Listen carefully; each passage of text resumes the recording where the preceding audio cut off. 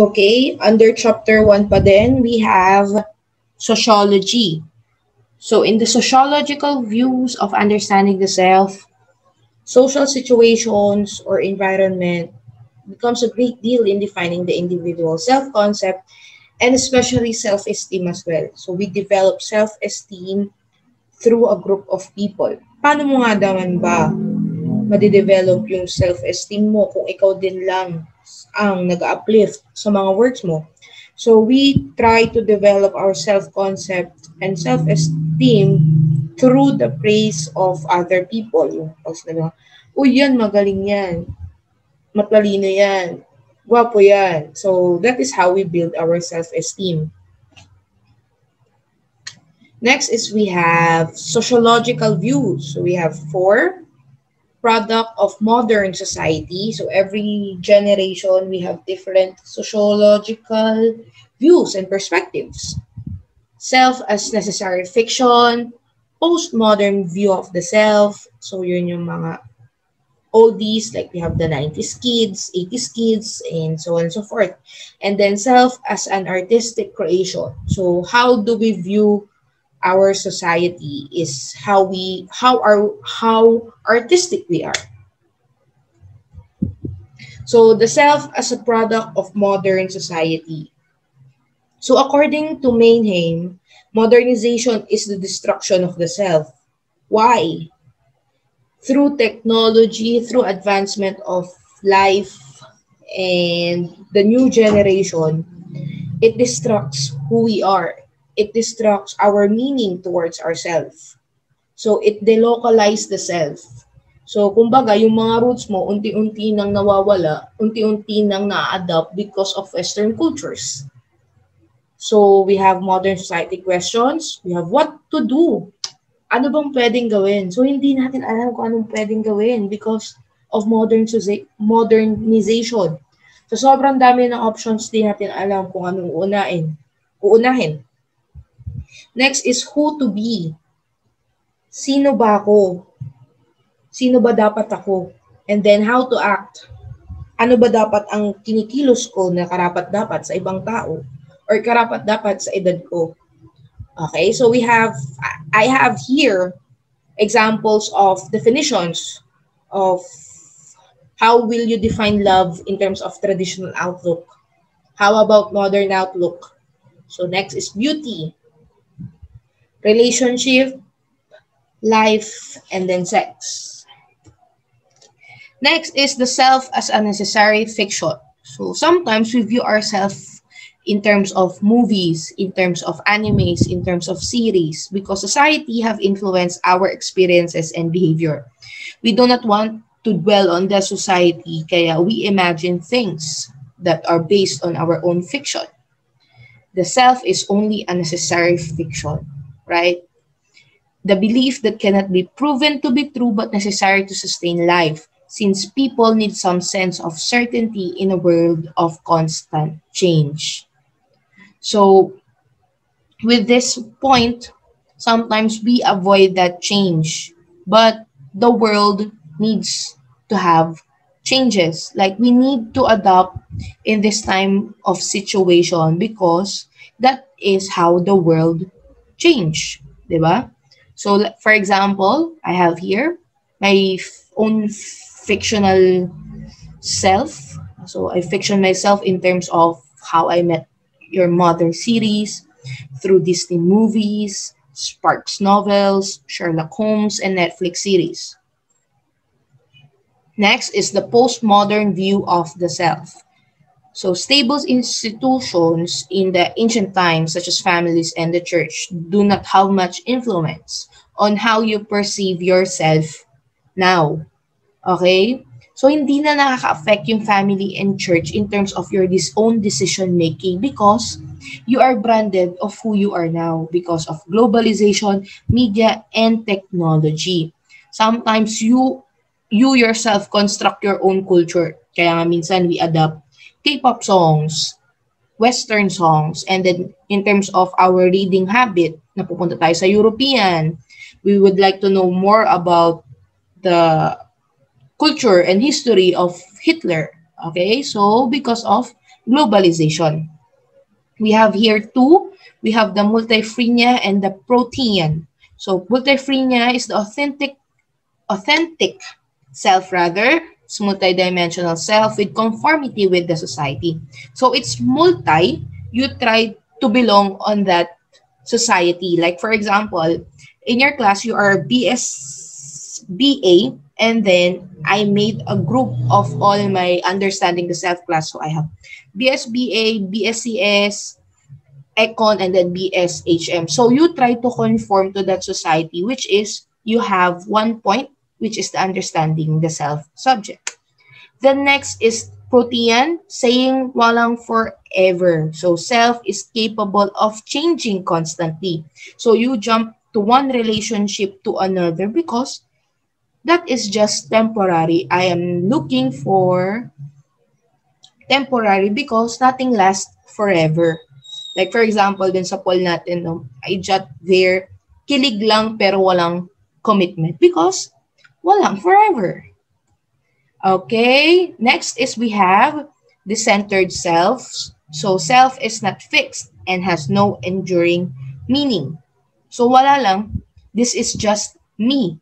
Okay, and this is just me defining myself. So yourself is centered to you only. Next is self in relations. Person's life is not lived by himself but in relation to people and to certain cultural context. So in here, you view yourself as very congeniality, very friendly na, okay, I will live in terms of this group and in this cultural context, di ba? Adapt lang siya ng adapt in terms of changes. Okay, next, the third or fourth one, I think, the self as an artistic creation. So we are very reflexive project, an endeavor that everyone continuously works and reflects on it. So life is not a one-way path. So we try to draw our own self, we try to explore, we try to view things on a different way with different meanings so that we can express ourselves fully. So how can we express ourselves through an artistic creation? By drawing, by painting, by singing, or even by playing mobile games or computer games. That is how we view self as an artistic creation. Now let's talk about the self as product of modern society, among others. So with the modern society, we are facing the present and life becomes urbanized. So kahit nasa province ka, which is a rural area, na-adopt na natin yung society na meron sa urban or the city society. And with this case, people tend to be more impersonal and leads to destruction of the traditional way of life. Unti-unting bumabagsak yung mga cultures, traditions natin because of modernization. Okay? So from the limitations imposed by the society before, so people nowadays are already free to seek their own identity. So hinahayaan na lang ngayon ang mga adolescents or young adults to examine their own life by exploring, adventuring, and so on and so forth, because that is how they can view their identity. And thus, it becomes delocalized because hindi na nga sila nakikinig or hindi naman sa hindi nakikinig, but they don't appreciate the opinion of elder people because they have their own opinion as well. That's why, according to Gertz 1973, the struggle for individuality can already be possible. So, do you agree that even though we are a we person, na-adopt na natin yung pagiging I person, na we now already consider our own self na lang rather than others. So we try to accept our opinion, not others' opinion as well.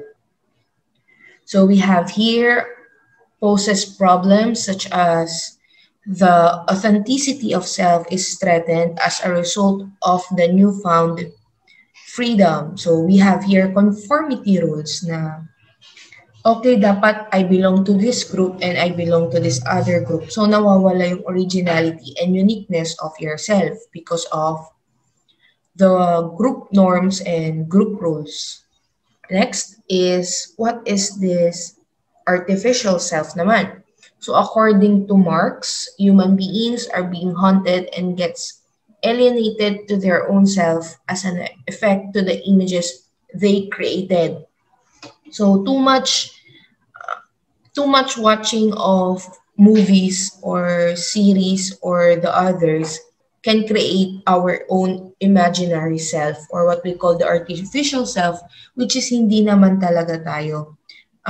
For example of this one is you have a crush na mahilig sa sports and then suddenly you will dwell yourself into sports kahit hindi ka naman into sports, right? So also, you have a crush na magaling sa music. So you will try to enroll yourself in a music class kahit hindi ka naman yung taong yun. So you are developing your artificial self to please other people. Okay, other problems also, we have body image. Yes, the objectification of the body removes human qualities in man. Sometimes mas importante what you look rather than what you behave in front of other people. Diba? Kasi yun nga, we want to please everyone. Nakakalimutan natin na we want to please ourselves first rather than the society.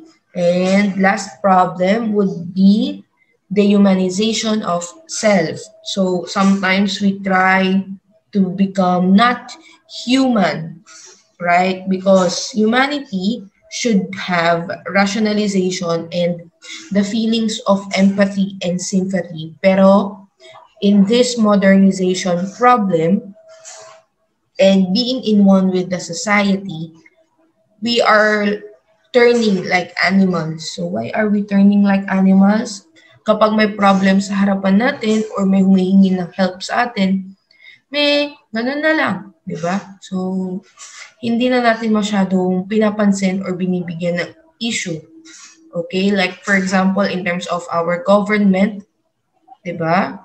Rant na lang tayo ng rant sa social media, but in terms of actions, wala na rin tayong ginagawa for ourselves.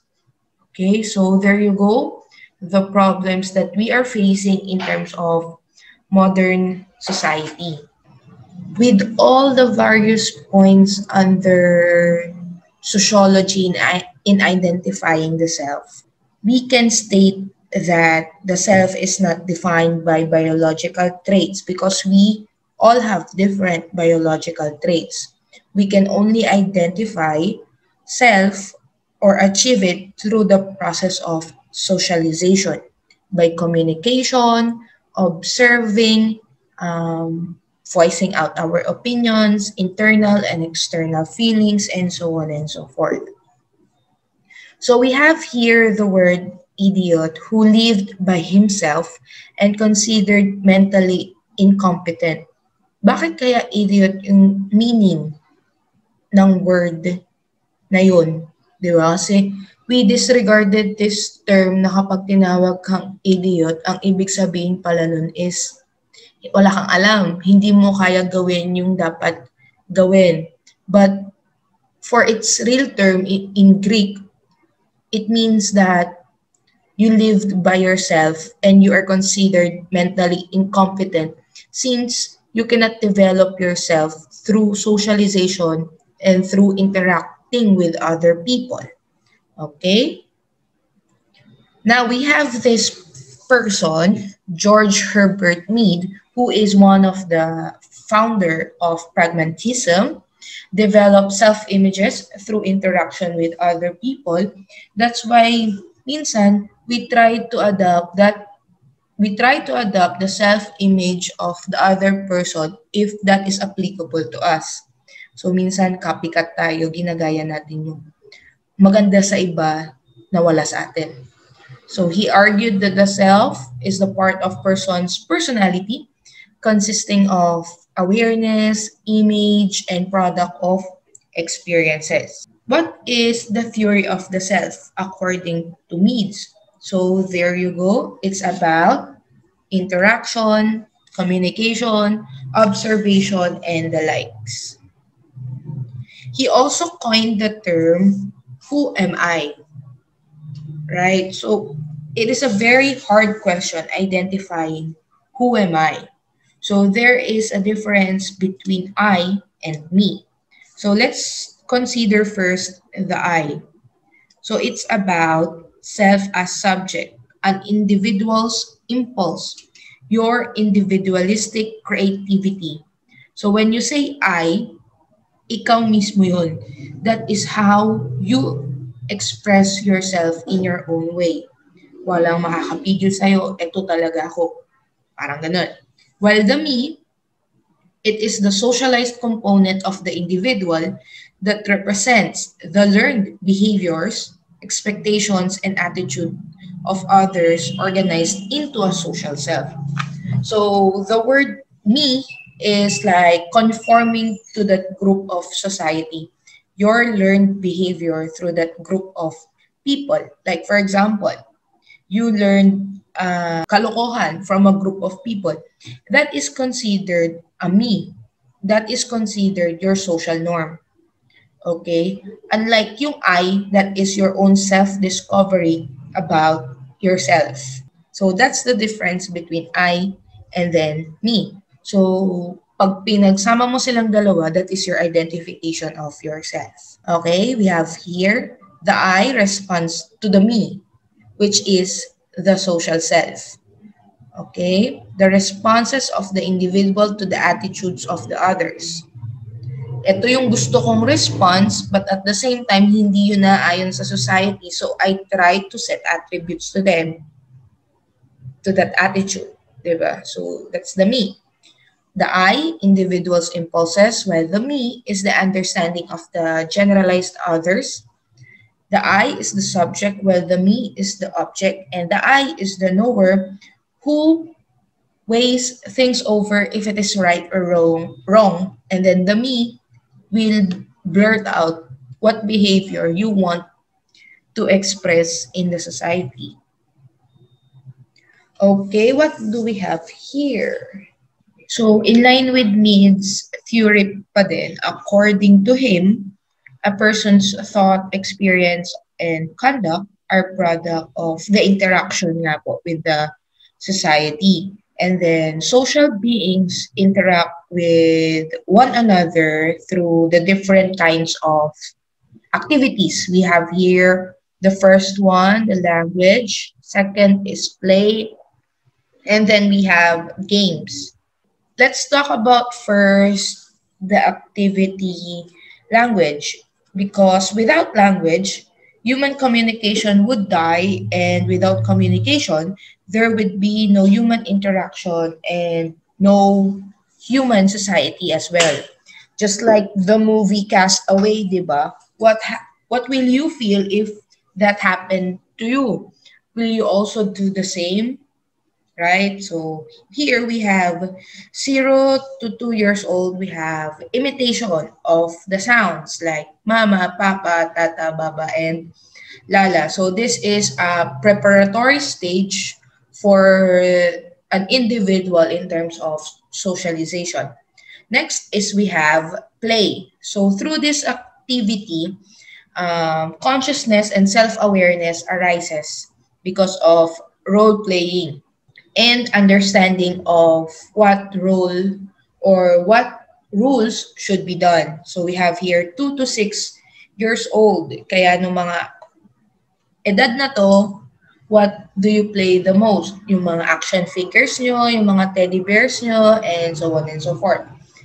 Age 12 and beyond, we have here the development of self, since you are experiencing beyond what is language and play activities. So the rules of the game are existing, and these rules should be followed to possibly win the game or the possibility of enjoying the game. So meron yung mga ano nyo, di ba? If you are trying to have e-games, di ba? May mga terms and conditions doon na you have to follow and yung mga builds ng iba't ibang mga items. So there you go.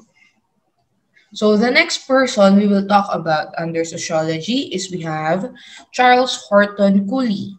So people shape themselves based on what other people perceive and confirm other people's opinion on themselves. So your perception about yourself is through other person as well. So yung opinions nila, kung ano yung pagtingin nila sa inyo, ano yung impression nila sa iyo, yun yung development of self mo. So let's see what is this term, the looking glass self. The social interaction people have are used as mirror to measure their own worth, values, and behaviors. That's why sometimes napaka-importante ng others' appreciation than self-appreciation. Mas worth yung value kapag pinipraise ka ng ibang tao rather than having a pat on your back. One perceived self will depend on the context of the interaction and the nature of the people involved, and it is according to labels put by people towards us. So if we are labeled as kind, okay, I am very kind, you will say to yourself. If you are labeled as mataba, you see yourself as fat. If you are labeled as maitim, you see yourself as maitim. So you decipher or you have the meaning of yourself through others' people, worth, and judgments. Okay, we have 3 terms under looking glass self. We have the self as a labeling bias. So what is this? It occurs when we are labeled and others' views and expectations of us are affected by labeling. When the degree of appraisals are great, it may happen that an individual will adopt such appraisal into their selves. So if you are labeled as a bad person, minsan nakaka-affect na yun on our expectations and nakaka-affect na yun sa actions and behaviors natin because that is not who we are. Next is self-labeling. May occurs when one take into their self-concept those labels and evaluation made by others for them. Like saying na you are stupid, you are failure, you are pathetic, you are ugly, you are a freak, you are hopeless, right? So you try to absorb those words and that is your perception about yourself. Diba? Kung puro negative thoughts yung hina-absorb mo from other people, nagkakaroon tayo ng self-labeling of yourself. And last is we have internalized prejudice. People instill such label unto themselves which may lead to poor self-concept. So if yung labeling bias and then yung self-labeling comes from other people, etong internalized prejudice is from yourself. Like on this picture, wala naman nagsasabing mataba. Wala namang nagsasabing mataba ka, pero you label yourself as fat because you are insecure from other people's pictures, diba? So that is internalized prejudice. Okay, we have also other terms of labeling. We have the Marlboro effect. So the Marlboro effect is that the man or a boy must be seen as strong in all circumstances. Na dapat hindi sila umiiyak, hindi dapat sila nag-show ng feelings or ng soft feelings towards the society because that is the nature of the man. Dapat matapang ka. Dapat masiga ka. Dapat tuso ka. Huwag kang iiyak-iyak kasi kapag umiyak ka, hindi ka lalaki. So that is an example of labeling. Also, the commercial in Colgate, di ba po? Yung siguradong sasama ka kasi babae siya. So the label and stigma inputs in women are very hard and are very hard to accept.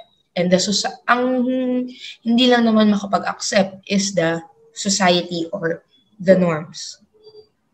Okay, one more note before we end up in sociology is this is this theme, kintsukuroi. So this kintsukuroi is a Japanese art of repairing broken pottery by mending the areas of breakage with lacquer dusted or mixed with powdered gold, silver, or platinum. It is built on idea that in embracing flaws and imperfections, you can create an even stronger, more beautiful piece of art.